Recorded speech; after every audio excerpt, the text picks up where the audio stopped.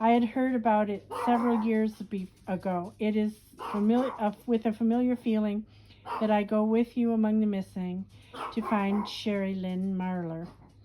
Sherry Lynn Marler was born on August 18th, 1971, to parents Betty and Ralph. She's one of the couple's three children. Sherry's parents split up when she was young, and Betty went on to marry a man named Ray Stringfellow, and he features kind of prominently, at least at the beginning of this case. Was a retired Army sergeant who turned to the calmer life of farming in 1979. Sherry loved working on the farm and driving the tractors, which earned her the nickname Little Farmer. The farm was located in Greenville, Alabama. In 1984, the year she went missing, the population of Greenville was just under 7,900 people, and the population in 2023 was 7,030 people. So down just about almost 900 people, 870. The town is 21.4 square miles in area. Sherry was last seen around 9:30 a.m. on June 6, 1984 in downtown Greenville. Her stepfather, Ray, had an errand to run at the bank downtown, so Sherry asked if she could go with him. Across the street from the bank, kind of kitty corner, was a Chevron gas station, and they had a vending machine that had soda in it, or pop as we call it in the Midwest. And so when they got to the bank and went inside, Sherry asked if she could go across the street and get a soda. So Ray gave her $1 and she left, and that was the last time anybody's seen her. He last saw her crossing the street towards the gas station. So he continued on, did his business, and when her stepfather returned to his pickup truck about 15 minutes later, there was no sign of Sherry. He thought maybe she might be waiting for him inside, but she wasn't there. So he went across the street to the Chevron station, and she wasn't there either. And he looked around there for about 10 minutes, and then he notified authorities and alerted the family that he couldn't find her. All of Sherry's relatives, including Ralph and Ray, her father and stepfather, were investigated and cleared by the police, and everyone was ruled out as suspects. Neither man had any involvement in her disappearance. Police received information later that month that she may have been seen in the area of St. Stephen near Betaw Road. There were 3 reported sightings of her by 3 different people soon after she disappeared. All 3 times, she was with a man that witnesses described as about 50 years old, 5 foot 8 inches tall, with a husky build, a weathered complexion, and wrinkles around his eyes. One of the witnesses saw her at a truck stop in Conley, Georgia, and told authorities that Sherry addressed the man as BJ. Each of the 3 witnesses, there's the dog,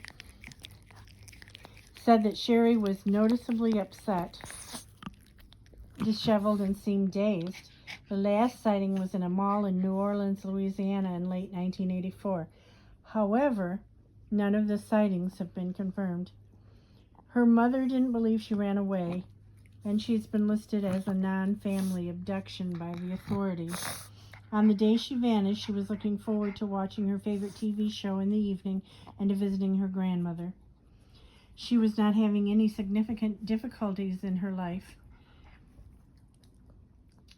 I have pictures of her, and she was 12 years old when she disappeared. She has brown eyes and brown hair. She's 5 foot 4 inches tall and weighs 120 pounds. Her hair was just longer than shoulder length at that time. She also has a wide 1-inch scar on her shoulder and a 2-inch scar on her abdomen. She was wearing a long-sleeve plaid flannel shirt, easy for me to say, faded blue jeans, and new gray tennis shoes with Velcro fastenings. She also had a watch on with a black band. The color photo on her missing persons flyer shows an age progression picture of how she might look today at 53. There have been a couple of new updates in the past 20 years. Now, hang on, buckle up, folks. In 1984, The time she went missing, there was a hog farm not too far away, and the owner of the hog farm resembled the description of the man allegedly seen with Sherry by witnesses. The farm has not been there for quite a number of years, but in 2009, following a tip, a private citizen, whom I won't name to protect her privacy, and her 3 friends dug up the hog pens where the animals were fed looking for Sherry's remains. Now I'm going to read to you a little excerpt from this lady's Facebook page, and it describes what they did and why they did it.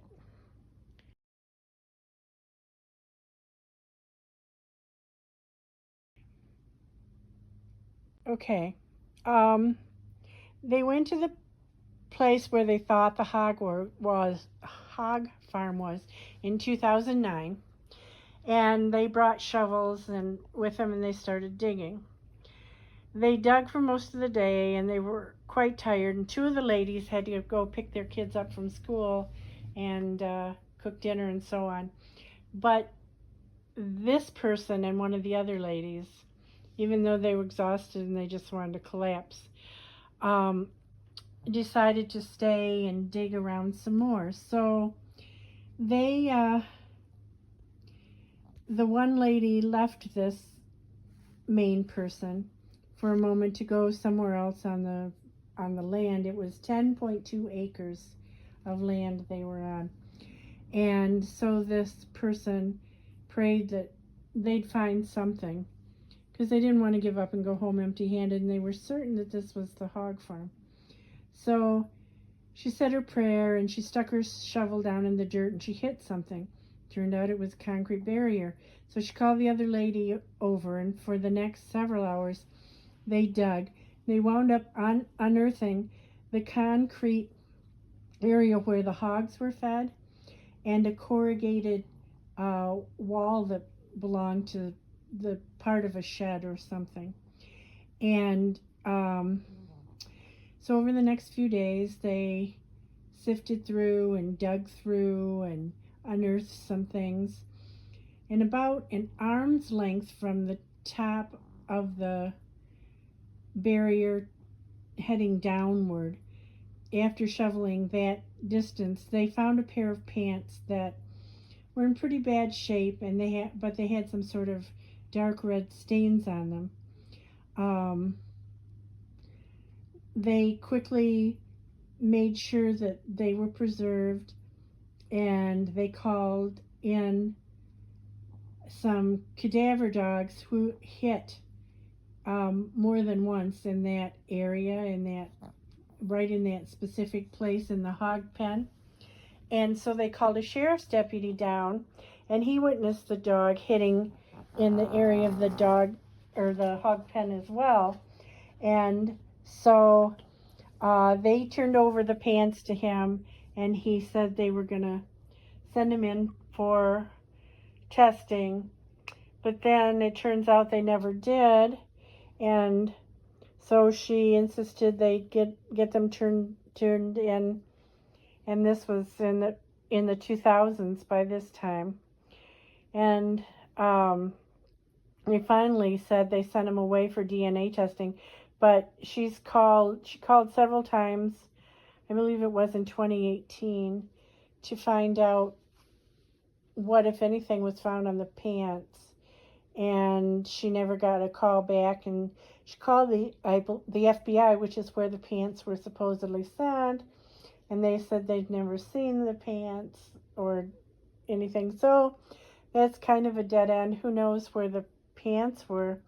But by the time the sheriff's office found them, years after they said they'd already sent them in, they had rotted quite a bit, I guess, and were not anywhere near the condition they were, which wasn't great to begin with when this lady and her friend found them.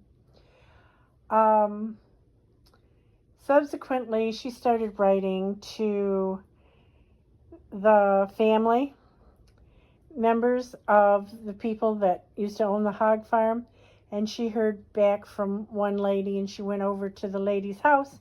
And the lady said she had a box of pictures from the hog farm that she'd never opened or looked at. And when our intrepid detective here looked through the box, she found a picture that was kind of wadded up, folded up at the bottom of the box. And when she opened it, it was the picture of a hog, and down beneath the hog, it looks like there is a human skull with hair on it and its mouth open. And she believes that that's Sherry's skull, or it certainly could be Sherry's skull. She showed the police the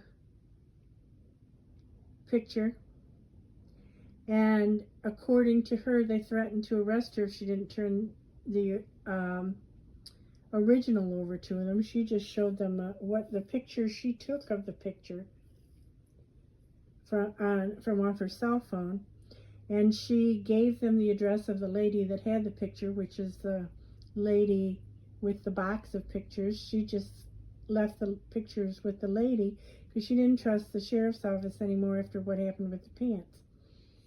And purportedly, the sheriff's office went over to the lady, got the original picture, and sent it somewhere.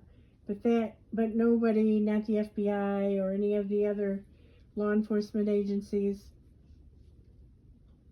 know where the picture is. They say they've never seen it, they never had possession of it. So both the pants and the picture are gone. But we have pictures of both items, which I am sharing with you now. And there's just a couple of pictures of the pants, but there are several pictures of the picture of what may be a human skull down at the lower left corner. The lady that took the pictures and did the shoveling and discovered the pants and posted this said that she used a couple of different filters on the pictures in order to try to make the whatever that object is in the lower left corner more distinguishable. Oh, there's the dog again. Sorry about that. But anyway, you decide. I'm not saying it is or is not a skull. I'm saying it certainly is a fascinating picture. So I just want to catch you up here. Sherry's stepfather, Ray, died in 2003, and the rest of her family, of course, is still looking for. And if you have any information on the disappearance and or whereabouts of Sherry Lynn Marler, please contact the Greenville, Alabama Police Department Missing Persons Unit at 334-382-3107 or the National Center for Missing and Exploited Children at 888-843-5678. These numbers will be provided for you in the description box below. And as always, thank you so much for watching. Please like and subscribe, and most of all, share these videos, not just this one, but all of them that I've put out on your social media and with family and friends. Appreciate that very much, and I'll see you next time. Thanks. Bye.